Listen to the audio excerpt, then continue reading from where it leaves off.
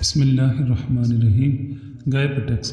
حضرت سیدنا حشام بن محمد بن صائب کلبی رحمۃ اللہ علیہ اپنے والد سے نقل کرتے ہیں، ایک مرتبہ شاہ فارس ایران کا بادشاہ اپنے چند ساتھیوں کے ساتھ شکار کے لیے نکلا۔ گھنے جنگل میں اچانک ایک شکار نظر آیا۔ بادشاہ نے گھوڑا شکار کے پیچھے لگا دیا۔ کافی دور تک پیچھا کرنے کے باوجود بادشاہ اس جانور کا شکار کرنے میں ناکام رہا۔ وہ جانور کے پیچھے اتنی تیزی سے آیا کہ اسے معلوم ہی نہ ہو سکا کہ اپنے ساتھیوں سے بہت دور ویران جنگل میں ایک انجانی جگہ پہنچ چکا ہوں۔ آہستہ آہستہ شام اپنے سائے گہرے کر رہی تھی، پھر یکا یک آسمان پر سیاہ بادل چھا گئے اور کچھ دیر ہی بعد موسلا دھار بارش برسنے لگی۔ بادشاہ کسی محفوظ جگہ کی تلاش میں ایک سمت چل دیا۔ کچھ دور ایک جھونپڑی نظر آئی۔ جلدی سے وہاں گیا تو ایک بوڑھی عورت دروازے پر بیٹھی تھی۔ بادشاہ نے کہا، میں مسافر ہوں، کیا اس اندھیری طوفانی رات میں مجھے تمہاری جھونپڑی میں پناہ مل سکتی ہے؟ بڑھیا نے کہا، آج رات آپ ہمارے مہمان ہیں، آئیے اندر تشریف لائیے۔ بادشاہ اپنا گھوڑا لے کر بڑھیا کے ساتھ اس کی جھونپڑی میں داخل ہو گیا۔ کچھ ہی دیر بعد بڑھیا کی بیٹی چند گائیں لے کر جھونپڑی میں داخل ہوئی۔ وہ دن بھر اپنے جانوروں کو چراگاہ میں چراتی اور شام کو واپس آ جاتی۔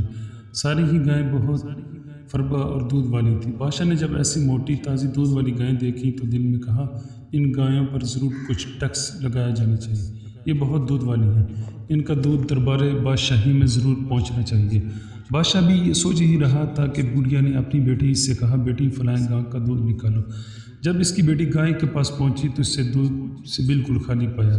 اس نے پکار کر کہا، اے میری ماں، خدا تعالیٰ کی قسم، آج ہمارے بادشاہ نے ہمارے بارے میں کوئی برا فیصلہ کیا ہے۔ بوڑھیا نے کہا، بیٹی کیا ہوا؟ کہا، امی جان، ابھی کچھ دیر قبل جس گائے کے تھن دودھ سے بھرے ہوئے تھے، اب دودھ کا ایک قطرہ بھی نہیں۔ بوڑھیا نے کہا، صبر کرو، صبح تک اس معاملے کو چھوڑ دو۔ بادشاہ جو ماں بیٹی کی گفتگو سن رہا تھا، اس نے دل میں کہا، اس لڑکی کو کیسے معلوم ہو گیا کہ میں نے ان کے بارے میں ظالمانہ فیصلہ کرنے کا ارادہ کیا؟ میں نے اپنے اس ارادے سے باز آیا، اب میں انہیں تنگ نہیں کروں گا، لیکن ان کے بارے میں تحقیق ضرور کروں گا۔ جب صبح ہوئی تو بوڑھیا نے کہا، بیٹی جو دودھ نکالو۔ جب لڑکی گائے کے پاس گئی تو اسے دودھ والی پایا۔ اس نے پکار کر کہا، امی جان، بادشاہ نے ہمارے بارے میں جو ناانصافی والی بات سوچی تھی، اب اس کے دل سے وہ نکل چکی ہے۔ ہماری گائے کے تھن اب دودھ سے بھر چکے ہیں۔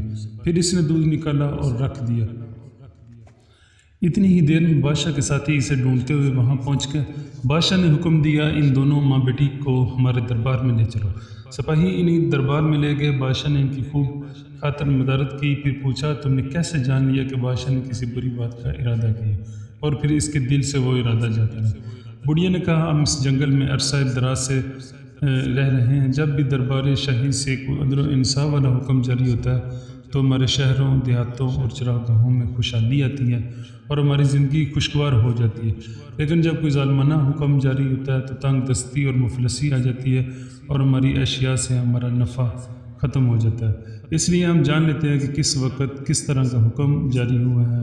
یہ سن کر بادشاہ بڑا حیران ہوا، پھر ماں بیٹی کو انعام و کرام کے ساتھ واپس بھیج دیا۔